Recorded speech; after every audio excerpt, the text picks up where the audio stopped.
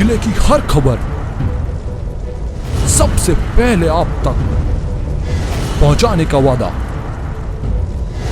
बस यही है एक इरादा। आज ही लगाए अपना पद्मेश डिजिटल सेटअप बॉक्स। नमस्कार, आप देख रहे हैं पद्मेश 24/7 कृष्णा संडे के साथ। बुलेटिन की शुरुआत करते हैं हेडलाइंस से।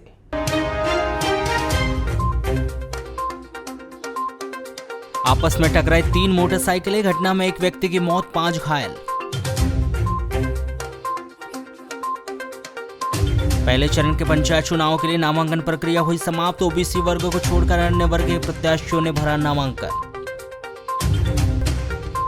ओबीसी आरक्षण में फंसा पेच, लालबर्रा में जिला पंचायत क्षेत्र के 3 दिग्गजों के दांव पर लगी सीट।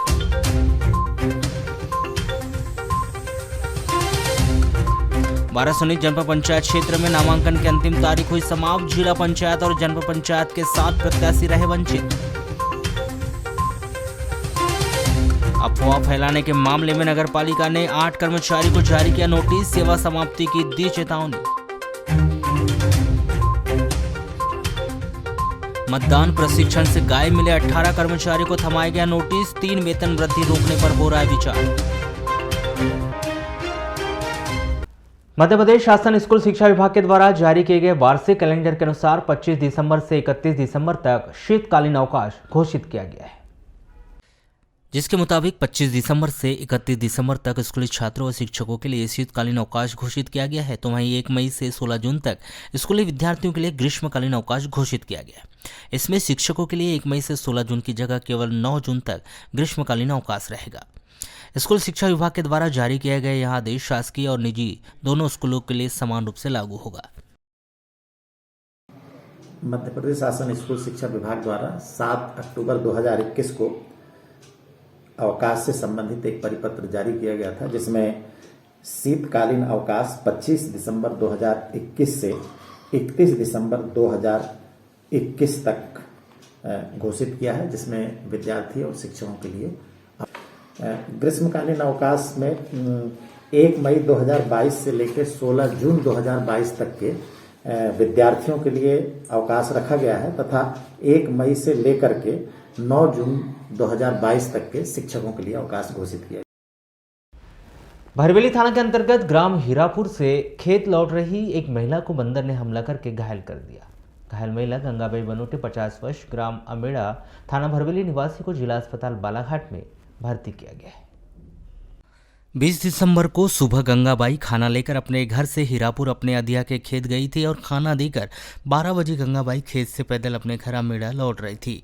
तभी खेत से कुछ दूर पर एक बंदर ने गंगाबाई पर हमला कर दिया और उसके हाथ की कलाई में काट कर उसे जख्मी कर दिया।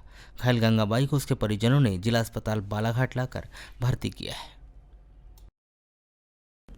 लालबर्रा के शासकीय महाविद्यालय में उच्च शिक्षा विभाग के खेल कैलेंडर के अनुसार 20 दिसंबर को जिला स्तरीय महिला कबड्डी प्रतियोगिता का आयोजन किया गया।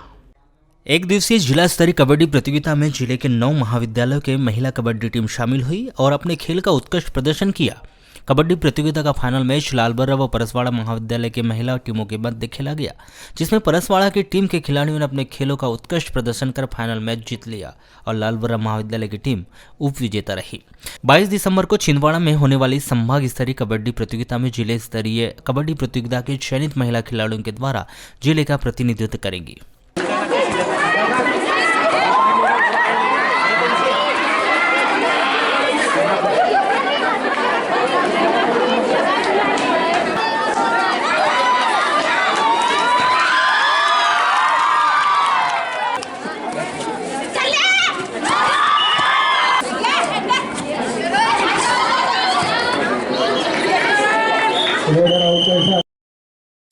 मध्य प्रदेश राज्य निर्वाचन आयोग के द्वारा निर्धारित त्रिस्तरीय पंचायत आम निर्वाचन 2021-22 कार्यक्रम के अनुसार बालाघाट जिले में त्रिस्तरीय पंचायतों के चुनाव 3 चरणों में संपन्न कराए जाएंगे। जिला पंचायत सदस्य, जनपद पंचायत सदस्य, सरपंच एवं पंच के निर्वाचन के लिए प्रथम चरण में 6 जनवरी 2022 को विकासखंड बैयर, परसवाड़ा, वारासिवनी एवं खैलांजी के ग्रामों में मतदान कराया जाएगा। नाम निर्देशन पत्र जमा करने के अंतिम 7वें दिन 20 दिसंबर को जिला पंचायत सदस्य के लिए कुल 59 नाम निर्देशन पत्र जमा किए गए। इसमें क्षेत्र क्रमांक 4 टिनापुर से डाली कावरे, दीपिका दुर्गा प्रसाद, अलकेश्वरी, क्षेत्र क्रमांक 5 किरणापुर से प्रेमलता मुकेश गौतम, शाहीन अंजुम, क्षेत्र क्रमांक 7 लांजी से अजय अवसरे, भरत कालेबले, हीराचंद आसटकर, क्षेत्र क्रमांक 8 लांजी से मनीषा रविंद्र धारने, पद्मा घोरमारे, क्षेत्र क्रमांक 9 लांजी से ऋषि कुमार दसेरिए, तीरथलाल नगपुरे, क्षेत्र क्रमांक 10 वारासुनी से छोटू ठाकरे, पुष्पा निरंजन बिसेन, क्षेत्र क्रमांक 12 वारासुनी से गीता हनवत, मेघा बिसेन, प्रेमलता ठकरेले, क्षेत्र क्रमांक 14 कटंगी से शंकरलाल तांडेकर, संजय कुमार, क्षेत्र क्रमांक 15 कटंगी से रामकिशोर कड़पेती, देवराज पंद्रे, क्षेत्र क्रमांक 16 खैलांजी से ममता प्रमोद बोरकर, सुनीता मेश्राम, नर्मदा, क्षेत्र क्रमांक 18 खैलांजी से तिवारीलाल नगपुरे, वीरेंद्र कुमार, सुरेश कुमार, क्षेत्र क्रमांक 22 बैयर से सत्याबाई, श्याम कुमारी मरकाम, अमरोतीन, क्षेत्र क्रमांक 23 बैयर से संध्या परते, हिरासिन बाई उइके, क्षेत्र क्रमांक 26 परसवाड़ा से हरनाम, मनोज कुमार, क्षेत्र क्रमांक 27 परसवाड़ा से इशू मंडलवार, लता चौहान के द्वारा अपना नाम निर्देशन पत्र जमा कराया गया है। प्रत्याशियों के द्वारा जमा किए गए नाम निर्देशन पत्रों की जांच 21 दिसंबर 2021 को की जाएगी। चुनाव नहीं लड़ने वाले प्रत्याशी 23 दिसंबर 2021 को अपराह्न 3 बजे तक अपने नाम वापस ले सकेंगे। नाम वापसी के बाद शेष बचे प्रत्याशियों को 23 दिसंबर 2021 को चुनाव चिन्ह आवंटित कर दिया जाएगा। विकासखंड बैयर, परसवाड़ा, वारासुनी, खैलांजी के ग्रामों में 6 जनवरी 2022 को प्रातः 7 बजे से अपराह्न 3 बजे तक मतदान कराया जाएगा। द्वितीय चरण में विकासखंड लांजी, किरणापुर एवं कटंगी के ग्रामों में 28 जनवरी 2022 को प्रातः 7 बजे से अपराह्न 3 बजे तक मतदान कराया जाएगा। मध्य प्रदेश में होने वाले त्रिस्तरीय पंचायत चुनाव पर सुप्रीम कोर्ट का आदेश जारी किया है कि अन्य पिछड़ा वर्ग आरक्षण पर चुनाव नहीं करवाया जाएगा। ओबीसी के लिए आरक्षित सीटों को सामान्य सीट घोषित करते हुए चुनाव करवाने का आदेश दिया गया है। लालबरा जनपद पंचायत के अंतर्गत आने वाली 3 जिला पंचायत सदस्यों की सीट को लेकर ओबीसी वर्ग के प्रत्याशियों में आक्रोश दिखने के साथ ही असामंजस्य की स्थिति निर्मित हो गई है। यही नहीं, लालबरा क्षेत्र के अंतर्गत आने वाले 3 जिला पंचायत क्षेत्रों में 3 वरिष्ठ दिग्गजों की किस्मत भी दांव पर लगी है। ओबीसी आरक्षित सीट के माध्यम से जिला पंचायत सदस्य का चुनाव में अपनी किस्मत आजमाने वाले प्रत्याशियों के लिए एक नई परेशानी खड़ी हो गई। न्यायालय के द्वारा ओबीसी के आरक्षण को स्थगित करते हुए वर्ष 2014 में जारी की गई ओबीसी आरक्षित सीट को सामान्य सीट घोषित कर दिया गया है, जिससे सभी वर्ग के प्रत्याशियों के मध्य चुनाव होगा। ऐसी स्थिति में मतदाताओं को प्रत्याशी का चयन करने में खासा परेशानियों का सामना करना पड़ेगा। लालबरा क्षेत्र के जिला पंचायत सदस्य के चुनाव में पूर्व से ओबीसी वर्ग का दबदबा रहा है और वर्ष 2014 के चुनाव में भी जिला पंचायत क्षेत्र क्रमांक 19, 20 और 21 में ओबीसी वर्ग के प्रत्याशियों को ही जीत हुई थी। वर्ष 2021 में हो रहे चुनाव में भी इनके द्वारा चुनाव लड़ने की तैयारी चल रही थी, किंतु गत दिवस सुप्रीम कोर्ट ने आदेश जारी कर ओबीसी आरक्षित सीट को सामान्य सीट घोषित कर दिया। देखिए, शासन के द्वारा जो निर्णय लिया गया है उससे मैं बिल्कुल भी सहमत नहीं हूँ। बहुत गलत निर्णय है और इससे क्या हुआ है कि ओबीसी वर्ग का शोषण हुआ है। अभी सामान्य हो जाने की वजह से यहाँ पर मतदाताओं की लंबी लिस्ट खड़ी हो जाएगी और इसमें क्या है कि जो सामान्य वर्ग यदि होता है, चुन के आता है, तो यहाँ जो मतदाताओं के लिए भी परेशानियाँ होंगी, वो यानी प्रत्यक्ष उनसे। और यदि ओबीसी रहता है तो ओबीसी में मतदाताओं को यानी गांव की जनता को भी इसका लाभ मिलता है। तो जैसे मान समान हो गया तो इसमें तो हर वर्ग का व्यक्ति प्रत्याशी अधिक संख्या बढ़ेगी। हाँ, संख्या बढ़ेगी और फिर इसमें मतदाताओं को भी परेशानी होगी ना, वो किसको चयन करें। हर मतदाता ये सोचेगा कि मैं निर्णय क्या लूँ। जैसा भी जो प्रत्याशी जो आपसे टकरा रहे होंगे या जो आप भी लड़े थे या फिर लड़ना चाह रहे होंगे, तो अभी क्या मन में क्या स्थिति निर्मित हो रही है? अभी तो अब बहुत मुश्किल है, बहुत परेशानियाँ हैं। वही परेशानी ये है कि हर कोई व्यक्ति चाह रहा है कि मैं भी चुनाव लड़ूं, मैं भी चुनाव लड़ूं। इसमें यानी मैंने सभी पार्टियों के जो वरिष्ठ नेतागण हैं उनके लिए भी असमंजस की स्थिति बनी हुई है कि वो मतलब किसको अपना समर्पित प्रत्याशी कैसे चयन करें। असमंजस की स्थिति में है। तो क्या होना चाहिए? अब ऐसी स्थिति में जब सरकार ने निर्णय ले ही लिया है, वो तो गलत किया है। ये आप और अब स्थिति ये हो गई है कि हाई कोर्ट का जो निर्णय आया है जिसमें उसको सामान्य घोषित करने की कोशिश की जा रही है, जिससे ओबीसी लोगों को का जो आरक्षण था उस पर बहुत ज़्यादा उम्मीदवारों का असमंजस की स्थिति बनी हुई है। ऐसी स्थिति में ये निर्णय आने वाले भविष्य के लिए जिला पंचायत सदस्य की जो ओबीसी सीट थी इसके लिए अच्छी स्थिति नहीं बनेगी, जिसके कारण उम्मीदवारों पर और चुनाव पे इसका गलत प्रभाव पड़ेगा। जैसे मान लीजिए कि वर्तमान में जो स्थिति परिचय बनी हुई, तो क्षेत्र में किस तरह से माहौल बना हुआ है अभी? इसमें करीब करीब 70-80% लोगों पे भावनाओं का जो निर्णय लिया गया है, इससे काफ़ी लोगों पर इसका असर पड़ा है, जिसके कारण जो उम्मीदवार पहले थे जिनने अपनी उम्मीदवारी घोषित कर रहे थे उनके लिए भी एक असमंजस की स्थिति बनी हुई है सामान्य सीट हो जाने से। इसलिए जो निर्णय लिया जा रहा है यह वास्तव में गलत निर्णय है और ये निर्णय मान्य नहीं होना चाहिए, यही हमारा सुझाव है। क्या होना चाहिए उसके लिए? ओबीसी की सीट ओबीसी को रहना चाहिए। रहना चाहिए। हाँ। जैसे अपने बालाघाट आलबर्रा विधानसभा क्षेत्र पर 3 जिला पंचायत सदस्य, तीनों समय ओबीसी थी पहले। हाँ। अब समान हो गई, इसमें सभी लोग फिर मैदान पे आएंगे। हाँ। तो ओबीसी का हित होगा, ओबीसी का हित होगा इसमें। आपको बताएं कि लालबरगढ़ क्षेत्र की 3 जिला पंचायत सीटों पर क्षेत्र क्रमांक 21 के कद्दावर नेता, अन्य पिछड़ा वर्ग कल्याण आयोग अध्यक्ष क्षेत्रीय विधायक गौरीशंकर बिसेन की पत्नी रेखा बिसेन, क्षेत्र क्रमांक 20 से कांग्रेसी नेता राकेश डहरवाल व क्षेत्र क्रमांक 19 से भाजपा नेता झाम सिंह नागेश्वर ने विजय हासिल की थी। और ये तीनों ही अन्य पिछड़ा वर्ग से आते हैं जो लंबे समय से राजनीति से जुड़े हुए हैं। अब सामान्य वर्ग के आने से इनकी राजनीतिक परेशानी भी बढ़ सकती है।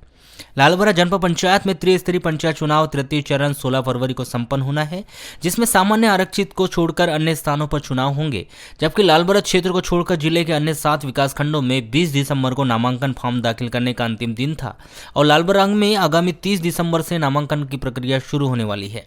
ऐसी स्थिति में प्रत्याशी चुनाव की तैयारी कैसे करे, यह समझ से परे लग रहा है। त्रिस्तरीय पंचायत चुनाव की घोषणा के साथ ही पंचायत सरकार को लेकर सरगर्मियां तेज हो गई थी और हर कोई अपने चुनाव लड़ने का बिगुल बजा रहा था। तभी सुप्रीम कोर्ट के आदेश के तहत अन्य पिछड़ा वर्ग की सीटों को स्थिर कर अन्य सीटों पर चुनाव करवाने की घोषणा की गई। ऐसे में पूरे जिले में जिला पंचायत के 27 सदस्य क्षेत्र है और उनमें 6 ओबीसी आरक्षित है। ऐसे में वाराणसी विधानसभा में 3 जिला पंचायत सदस्य क्षेत्र आते हैं। जिला पंचायत सदस्य क्षेत्र क्रमांक 10, 11 और 12 है। जिला पंचायत सदस्य क्षेत्र क्रमांक 11 अन्य पिछड़ा वर्ग में आरक्षित है, तो वहीं क्षेत्र क्रमांक 10 और 12 अनारक्षित है, जिसमें सोमवार को अंतिम दिन होने के कारण भाजपा और कांग्रेस सहित निर्दलीय प्रत्याशियों के द्वारा फॉर्म भरकर जिला पंचायत सदस्य की दावेदारी की गई और इस दौरान मेला सा लगा रहा। त्रिस्तरीय पंचायत चुनाव में पंच, सरपंच, जनपद सदस्य और जिला पंचायत सदस्यों के लिए त्रिकोणीय स्थिति नजर आ रही है, जहां पर प्रत्येक पंचायत में पंच, सरपंच, जनपद सदस्यों के लिए भाजपा, कांग्रेस और निर्दलीय यानी प्रदीप जायसवाल के द्वारा भी अपने प्रत्याशियों को बिना अधिकृत फॉर्म भरवाया गया है। वहीं जिला पंचायत में भी यही स्थिति है कि भाजपा और कांग्रेस ने अपने अधिकृत प्रत्याशी के और निर्दलीय विधायक प्रदीप जायसवाल ने निर्दलीय प्रत्याशी के रूप में क्षेत्र क्रमांक 10 से प्रशांत बिसेन और क्षेत्र क्रमांक 12 से मेघा बिसेन को प्रत्याशी के रूप में उतारा है, जो एक दिलचस्प चुनाव क्षेत्र के लोगों को देखने को मिल सकता है, क्योंकि कुछ लोगों का मानना है कि निर्दलीय प्रत्याशी कांग्रेस के खिलाफ उतारा गया है, वहीं कुछ लोग कह रहे हैं कि भाजपा से भिड़ने वाला है। परंतु यह सब भविष्य के गर्भ में है कि कौन किसके ऊपर भारी पड़ता है और कौन किसकी वोट काटता है, यह तो समय ही बताएगा। जिला पंचायत में भी दोनों ही पार्टियों ने अपने अपने प्रत्याशियों का चयन कर लिया है, जिसमें कांग्रेस से पूर्व जनपद सदस्य छोटू ठाकरे और भाजपा से पूर्व जनपद अध्यक्ष पुष्पा निरंजन बिसेन को पार्टी ने अपना प्रत्याशी बनाया। वहीं जिला पंचायत क्षेत्र क्रमांक 10 से भी एक निर्दलीय प्रत्याशी प्रशांत बिसेन ने भी चुनाव मैदान में वे उतरे हैं और बसपा प्रत्याशी राजकुमार कावरे भी चुनाव लड़ रहे हैं। क्षेत्र क्रमांक 10 में पुष्पा बिसेन के चुनाव मैदान में आने के बाद यहां पर कांग्रेस ने अपनी रणनीति तय कर भाजपा के लिए मुसीबत खड़ी कर दी है। आपको बताएं कि यह क्षेत्र एक तरह से पूर्व विधायक स्वर्गीय थान सिंह पटेल के परिवार से छोटू ठाकरे और कांग्रेस पार्टी का जुड़ाव रहा है। वहीं 25 वर्षों से पूर्व सोसाइटी अध्यक्ष रहे सुखराम पटले खापा निवासी से भी पूर्व जनपद सदस्य छोटू ठाकरे का पारिवारिक संबंध अच्छा रहा है, इसलिए कांग्रेस पार्टी ने छोटू ठाकरे को अपना प्रत्याशी बनाया है। इससे कांग्रेस पार्टी के प्रत्याशी के लिए यह क्षेत्र अब आसान हो गया है। कांग्रेस पार्टी से प्रेमलता ठकरेले चुनावी कमान संभाले हुए है तो भाजपा ने गीता हनवत पर अपना दांव खेला है। भाजपा की ओर से शीर्ष पर चल रही गीता हनवत ने भी अपना नामांकन दाखिल कर दिया है। वहीं निर्दलीय के रूप में मेघा बिसेन ने भी अपना नामांकन दाखिल कर लिया है। ऐसे में इस क्षेत्र में भी भाजपा के लिए बड़ी मुसीबत खड़ी हो गई है। देखना यह है कि इस चुनाव में जिला पंचायत की यह सीट किसके भाग्य में आती है। लालबरा मुख्यालय से लगभग 6 किलोमीटर दूर वारासुनी मार्ग पर स्थित ग्राम पलाकामथी व खमरिया के बीच 20 दिसंबर की शाम 7 बजे 3 मोटरसाइकिलें आपस में टकरा गई, जिससे कटंगझरी निवासी 27 वर्षीय पूरन सहारे की घटनास्थल पर ही मौत हो गई एवं अन्य 2 मोटरसाइकिल में सवार 5 व्यक्ति घायल हो गए, जिनका उपचार लालबरा के सामुदायिक स्वास्थ्य केंद्र में जारी है। प्राप्त जानकारी के अनुसार कटंगझरी निवासी 27 वर्षीय पूरन सहारे अपने गांव से मोटरसाइकिल में मेरेगांव आ रहा था एवं तिरोड़ी निवासी 19 वर्षीय निरेश मस्कोले, गर्रा तिरोड़ी निवासी 20 वर्षीय चंद्र कुमार मस्कोले, बासी निवासी 45 वर्षीय कन्हैया भलावी, अंसेरा वारासुनी निवासी 30 वर्षीय इंद्र कुमार भलावी एवं केवाटोला सालेभर्री निवासी 28 वर्षीय महेश सलामे जरेरा कुमारी 2 मोटरसाइकिल से गए थे। शाम को वापस डोंगर गांव वारासुनी जा रहे थे, तभी पलाकामती खमरिया के बीच सामने से आ रही मोटरसाइकिल से भिड़ंत हो गई, जिसमें तीनों बाइक में सवार 6 व्यक्ति घायल हो गए। जिसके बाद मार्ग से गुजरने वालों ने डायल 100 पुलिस को घटना की सूचना दी और घायलों को तत्काल लालबरा सामुदायिक स्वास्थ्य केंद्र लाया गया, जहां चिकित्सकों ने कटंगझरी निवासी 27 वर्षीय पूरन सहारे को मृत घोषित कर दिया। इस सड़क दुर्घटना में नीलेश मस्कोले, चंद्र कुमार मस्कोले, कन्हैया भलावी, इंद्र कुमार भलावी को हाथ, पैर और शरीर में चोटें आई हैं। लालबरा मुख्यालय से लगभग 4 किलोमीटर दूर ग्राम पंचायत बेलगांव खारी के मार्ग होते हुए कत्ल खाने ले जा रहे 25 नग मवेशियों को 20 दिसंबर को शाम 4 बजे पुलिस व विश्व हिंदू परिषद के पदाधिकारियों के सहयोग से बचा लिया गया। प्राप्त जानकारी के अनुसार 2 व्यक्ति मऊ बैल बाजार से 25 नग बैलों को मारते पीटते हुए रस्सी से गाथा बांधकर क्रूरतापूर्वक हाँकते हुए बेलगांव खारी के मार्ग से लेकर जा रहे थे। तभी बजरंग दल के जिला संयोजक रोहित मर्ठे को जानकारी लगी कि मवेशियों को मारते पीटते हुए कुछ लोग लेकर जा रहे हैं, जिसके बाद उन्होंने पुलिस को सूचना देकर बेलगांव खारी मार्ग पहुंचकर घेराबंदी की तो 25 नग मवेशियों को क्रूरतापूर्वक मारते पीटते हुए कत्ल खाने ले जा रहा था। जिनसे पूछताछ की गई तो उन्होंने बताया कि मऊ बैल बाजार से बैल लेकर वारासुनी जा रहे हैं, जिनके पास बैलों की खरीदी की रसीद मिली, किंतु वहां सही रसीद नहीं थी। जिसके बाद पुलिस ने उक्त मवेशियों को कब्जे में ले लिया और थाने में लाकर आवश्यक कार्रवाई कर उक्त मवेशियों को गौशाला वारासुनी भेज दिया गया है एवं 2 व्यक्तियों पर पशुओं के प्रति क्रूरता का निवारण अधिनियम की धारा के तहत मामला पंजीबद्ध कर मामले को जांच में लिया है। थाना प्रभारी अमित भावसार ने बताया कि 25 नग मवेशियों को 2 व्यक्तियों को द्वारा मारते पीटते हुए कत्ल खाने लेकर जा रहे थे, जिन पर पशु क्रूरता का निवारण अधिनियम के तहत मामला पंजीबद्ध कर मामले की जांच की जा रही है। ये मवेशी मऊ बाजार से वारासुनी जा रहे थे, ऐसा इनका कहना है। एक्चुअल में जा रहा था लालबरा, तो ये आते हुए मुझे दिखे, तो वहाँ से मैंने इनसे पूछा, जानकारी लिया, तो इनने बताया कि ये जानवर मतलब कटनी के लिए जा रहे हैं करके। ये लोग बहुत मतलब क्रूरतापूर्वक हाँकते हुए मारते हुए ले जा रहे थे, तो इनको हमने पकड़े हुए। तो इधर कहाँ लेके जा रहे थे आगे? ये वारासुनी लेके जा रहे हैं, ऐसा बता रहे हैं।